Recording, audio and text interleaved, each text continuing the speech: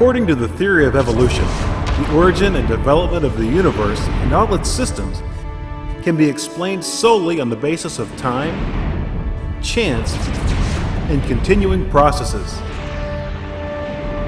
All living things have arisen from a single-celled organism.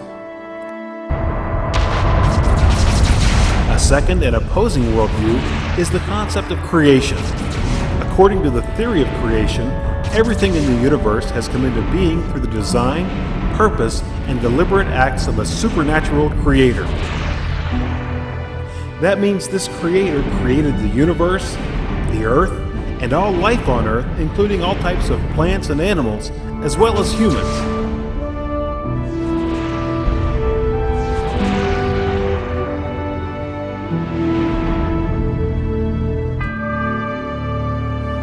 Hello, my friends. Welcome to Origins. My name's Don Chapman, and it's my privilege to be your host. Origins is a forum where we take the evidence of science and we use it to validate the truth of creation. And we do that by interviewing some exciting creation scientists and folks who have done great research and study in this area. Today we have kind of a special show. It's a little different than anything we've ever done. We're going to introduce you to a DVD today called Evolution, the Grand Experiment. And Dr. Karl Warner is with us, who has produced this great video. Dr. Warner, how good to have you with us. It's so great to be here. Thank you, Don. Now, you're a graduate of the University of Missouri, and you're a physician by trade. Yes. And you were a physician by 23. You must have been a driven man and obviously a very gifted man. But what got you into wanting to talk about evolution? Well, this came to me. I didn't go seeking it. I was in medical school. I was 19 years old. I believed in evolution.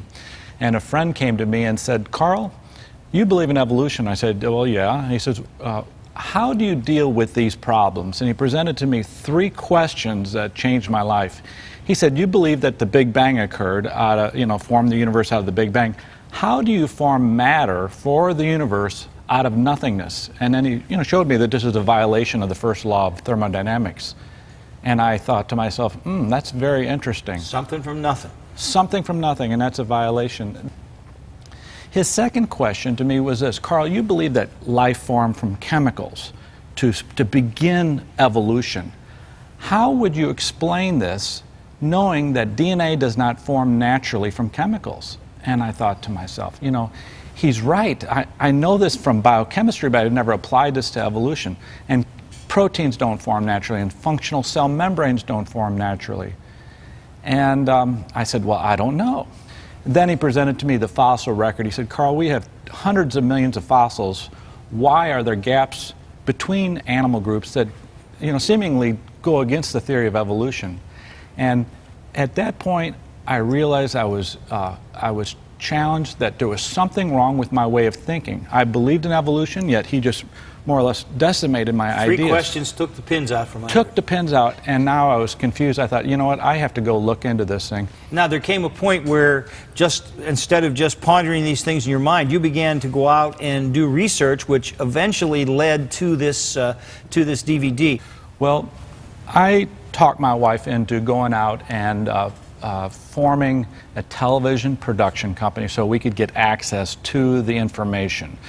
And basically, this allowed us into the dinosaur dig sites, it allowed us into the museums, it allowed us entree to the professors.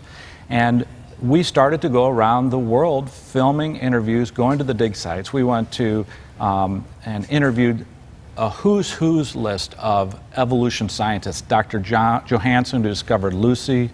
We interviewed Dr. Gingrich, who discovered Rhodocetus, the famous Rhodocetus. We interviewed Dr. Hussein, who did the discovery of Ambulocetus, the author of the book Dinosauria, the curator where Archaeopteryx is found. We not only interviewed them, but then we had them take us and show us their fossil collections. Show us this evidence for evolution that you say is here. We want to see this. We interviewed Dr. Oxnard, who was questioning at the time the validity of the fossil Lucy, and the late Clark Howell at Berkeley, who led the Ethiopian expedition in the Oma Valley there. In all, we did approximately 60 scientists and carried out the interviews. But that was only the first phase of this whole thing. The second phase was then we went to the dig sites. I wanted to see the fossils, the actual evidence. And so we traveled all over the world. We went to Solnhofen, Germany, where Archaeopteryx was found. And we went to the Iguanodon dig site in Belgium, where they had found the 29 dinosaurs in the coal mine. And we went to Dinosaur Provincial Park, where they had found 10,000 dinosaurs. And we went to Fossil Butte, Wyoming, where they had found 1 billion fossil fish in the fossil layers there. 1 billion. We went to Neanderthal dig site and interviewed the curator from the Neanderthal Museum in Mettmann, Germany.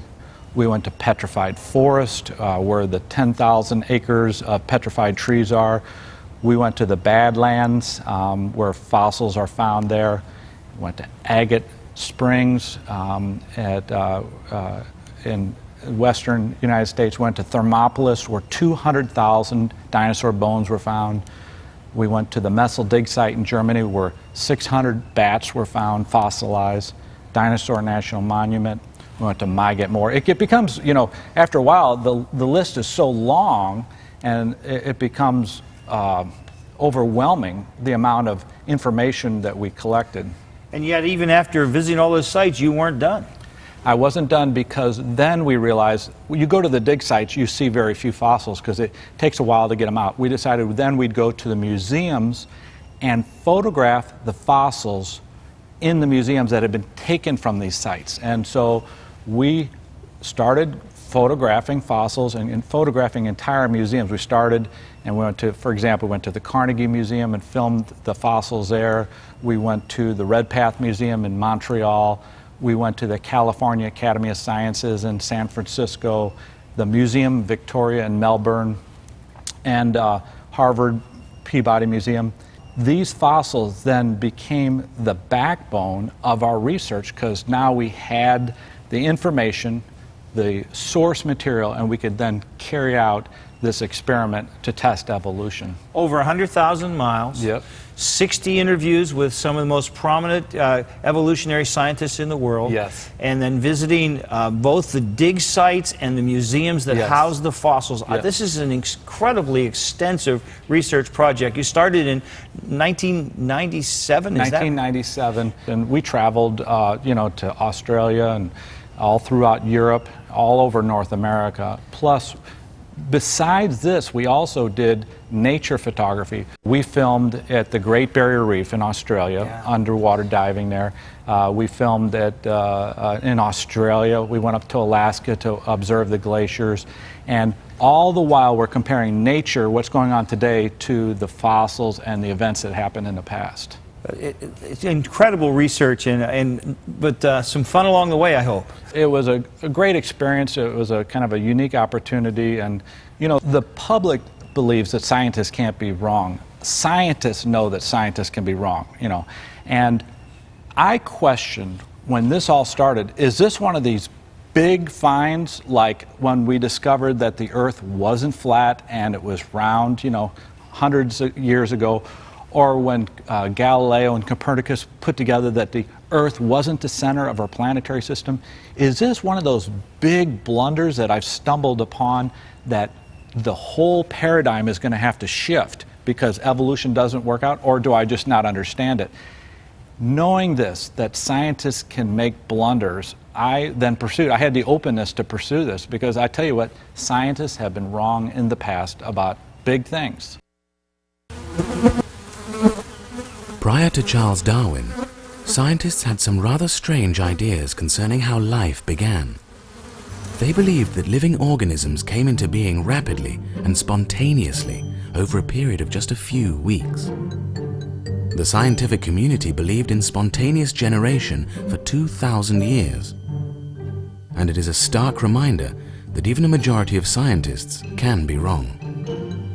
In his classic 17th century description of spontaneous generation, scientist Jan Baptist von Helmont suggested that mice came from dirty underwear. Wanneer je een stuk gedragen ondergoed, if you put a piece of sweaty underwear in an open-mouthed jar, together with a piece of wheat, after 21 days the ferment coming out of the underwear changed the wheat into mice. But what is even more amazing, is that the mice are not small or aborted mice, but adult mice emerge.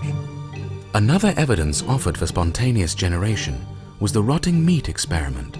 17th century scientists observed that if meat was placed in an open jar, maggots formed on the meat weeks later. They conjectured that life, in the form of maggots, arose spontaneously from rotting meat. But in 1668, Francesco Redi, an Italian physician and scientist, overturned this idea. He suggested this proof of spontaneous generation was nothing more than contamination of the meat by flies. When flies landed on the rotting meat, they laid their eggs.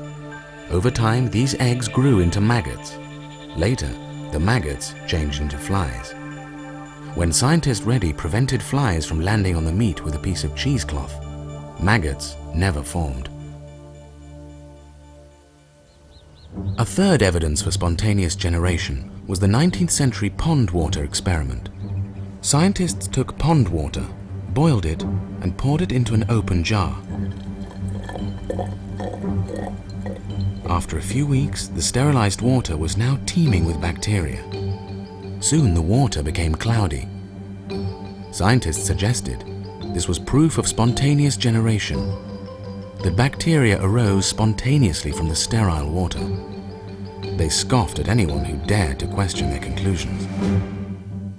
In 1859, spontaneous generation was finally rejected after the French Academy of Sciences held a contest to see if anyone could definitively prove or disprove the theory.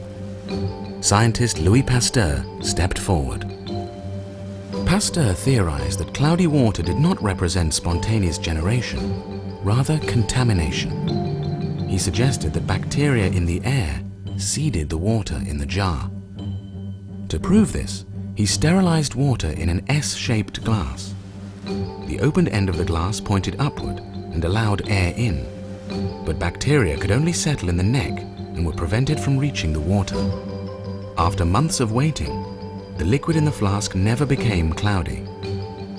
With this experiment, Pasteur disproved spontaneous generation once and for all, and this first scientific natural explanation for the origin of life collapsed. Today we can learn from the failures of the past. A scientific idea, theory, or law may be believed for thousands of years by a majority of scientists, only to be proven wrong. All scientific theories and laws should be open to scrutiny, even the theory of evolution.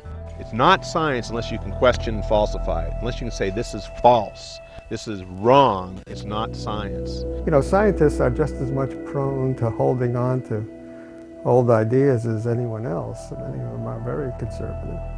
But there's always a chance with new evidence that we may find that there's a fundamental error in our thinking. You know, no scientist ever says never, and no good scientist ever says always. It comes down to what you bring to the questions to begin with. If you don't want to see things, you're not going to see them. And we're all guilty of not wanting to see certain things. Karl, you said that one of the three things your friend challenged you about that got this whole experiment started was that there were problems in the fossil record. Could you give me an example of some place where there seems to be a gap or a problem? These gaps are problematic throughout the fossil record. I'm just going to show you bats here. 1,000 fossil bats have been collected. Now that's a lot of fossils, and these are beautiful fossils. Now if you would have that many fossils, and if evolution was true, you would expect to find ancestors of, let's say, a ground mammal changing into a bat if you have 1,000 fossil bats. But the problem is there's not a single ancestor for any bat. The bats just appear suddenly, almost like it was a creation. Almost like it was created. Mm-hmm. Bats are warm-blooded flying mammals. Some bats use sonar-like echolocation to catch their prey. An amazing 1,000 fossil bats have been collected so far. Many of these are complete bats. Some show breathtaking minute detail, such as wing membranes, fur, and even stomach contents. Despite this rich fossil record, Darwin's predicted intermediates have not been found. There are no fossils showing a ground mammal similar to a mouse, slowly changing into a flying mammal, a bat. You would guess that there'd be some sort of a bat precursor, but once again, nothing. Bingo, they just show up. And so, as you might guess, that there are certain people that think they were specially created. They actually are kind of a problem with the creationists who like to, if things were created, here's a very highly complex mammal with all these adaptations, and bingo, they just show up at some particular moment in time fully formed as a bat. Obviously, we evolutionary biologists and paleontologists don't believe that, but at this point we don't have a good fossil ancestor for them. When did bats evolve from the land mammals? When is it theorized? That must have happened also in the lowest tertiary, but we have no evidence for this evolution. Also, the bats appear perfectly developed. We don't have any non-flying bats, and so we can't pull something out of that, any kind of information out of that tells us how they might have evolved. What period of time did the bats evolve, do we think? We have no fossil records of bats during the Cretaceous period, and this means that we are only depending on speculation when it started and what happened in that time. Of course, when we have the oldest bats, like Icaronicteris, they were completely developed in their morphology and their flight apparatus, and also the messel bats were completely developed. So we can only speculate. Opponents of evolution have seized on this lack of evolutionary intermediates in the fossil record. They ask, how many more bats would have to be collected before one declares the absence of ancestors a reality? For them, the fossil evidence of bats clearly speaks against evolution. Wow, that's fascinating. Now, bats aren't the only animal where we have a problem finding ancestors or transitional forms, isn't it? That's also true with fish. Fish are yet another example. In fact, the whole fossil record is the same pattern. Let me tell you about fish. They have collected 500,000 fossil fish. 500,000. That's an awful lot of fossils. They've collected 100 million invertebrates, animals without backbones, but they can't connect the invertebrates to fish. The fish just suddenly appear. Scientist John Long is one of Australia's most eminent paleontologists and is the head of science at the prestigious Museum Victoria in Melbourne. He has studied fossil fish for years. He reports that the fossil fish collections of the world are immense. How many fossil fish are there in museums? Well, I visited some of the biggest museums in the world to study their fossil fish collections, such as the Natural History Museum in London and the American Museum of Natural History. And I'd say conservatively there'd be hundreds of thousands, probably maybe up to 500,000. Although fish have the most abundant fossil record of all the vertebrates, there are no fossils showing invertebrates, such as jellyfish or starfish, slowly changing into fish. Nor do the fossils show the formation of a spinal cord over time, as Darwin predicted. There's a lot of debate over the origins and diversity of the first jawed fishes, the gnathostomes as we call them. That's still one of the great mysteries and problems to be solved in vertebrate evolution. Despite a 150-year search for evolutionary ancestors, every fish family appears suddenly in the fossil record. Every major kind of fish that we know anything about appears fully formed. There's not a trace of an ancestor for any of these creatures, and there are no transitional forms suggesting that these major kind of fishes evolved from a common ancestor. Now, evolutionists know that. They say it is true, but they believe in evolution anyhow. But evolution is impossible. The origin of fishes, that's the origin of vertebrates. That would be the most astounding, important event in all of evolutionary history. We should have book after book after book written about the origin of vertebrates. We should have picture after picture of all these transitional forms. There's nothing. The fact that the vertebrates, the fishes, appear fully formed, no trace of ancestors, no trace of transitional form, destroys the theory of evolution. Evolution cannot be true. Scientists who support evolution still hold out hope that they will eventually find these fossils. The evolution of fish is still very much debated amongst paleontologists. And I think that within the next 10 years we'll probably get some resolution on the origin and interrelationships of the major groups of fishes. All we really know at the moment is that the bony fishes came from one of these primitive groups, but we don't really know which one. So there's still mystery and some debate over where the true bony fishes came from. Scientists who oppose evolution suggest the absence of fish ancestors in the presence of 500,000 fossil fish speaks resoundingly against evolution. There just aren't any ancestral fossils. We've looked at bats and we've looked at fish. Are there other animal examples? Yeah, we went and interviewed all of the seal evolution experts in the world, and we said, how many fossil seals have you found? 1,000 fossil seals have been collected. That's a lot of fossils. And then we said, could you show us the animals that evolved from what they think is a skunk, went into a seal? Can you show us these transitional fossils? And there are none. Skunks become seals. That's what they said. But there's no fossils to show But no fossils to show it. Seals are often mistaken for sea lions, but they are an entirely different family of mammals. Unlike sea lions, seals move on the ground like a caterpillar in an undulating pattern. Also, seals do not have visible ears. Evolution scientists believe seals evolved from the skunk and otter family. Phosid seals are allied to a completely separate group of carnivores, the mustelids, the skunks and otters. Over 5,000 fossil seals have been identified, but all of the predicted evolutionary ancestors are missing. We don't have such a material. We already can say this is true seals according to morphology of the bones. We cannot say, I don't know what is this, it has so many features. And it's not a time where we can find this missing link.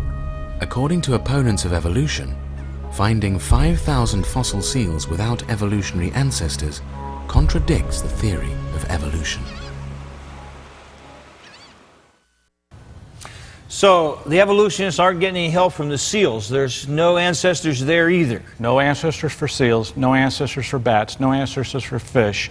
It goes on and on and on. And that's pretty much a pattern through the whole fossil record. The whole fossil record goes that way, yes. Now, surely dinosaurs would be the saving proof here, because dinosaurs are so key to evolution, right? What about that? Is the opposite true? You know, most people, when they go through a museum and see all these dinosaurs, they think, oh, this is proof of evolution. But I hold a different view.